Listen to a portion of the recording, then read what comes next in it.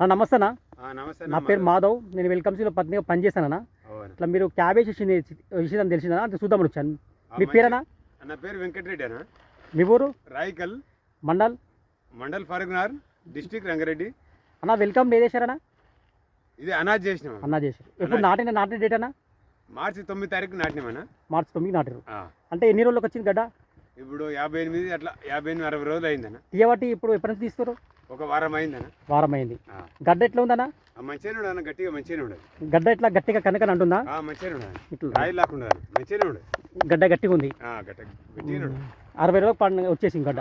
Market ఎక్కడ తీసుకొస్తారన్నా? Shadnagar market కొని అవుతాం, లేదంటే గుడ్డిమల్కపురం. ఎట్లా పోతుందా మార్కెట్లో? పోతుంది 8-9 అట్లా 10 రూపాయలు పోతుంది. 10 రూపాయలు ఒక గడ్డ పోతుంది. కిలో 10 రూపాయల కిలో. 10 రూపాయలు. మరి ఇంతవరకు ఎంత తీసారు దీంట్లో? తీసినాము ఇప్పుడే వారమే స్టార్ట్ అని 50-100 బస్తాల దాకా తీసినాం. ఇప్పుడు ఎన్ని వేలు నాటారు నాటు? నారు అంత నాటి ఐడియా లేము. పోసినాం మనమైతే మొలక మేము పోసినాం కదా, భూమిలో పోసినాం, నాటినాం అనమాట. అంటే గడ్డ బాగా గట్టిగా ఉంది, మంచిగా ఉంది.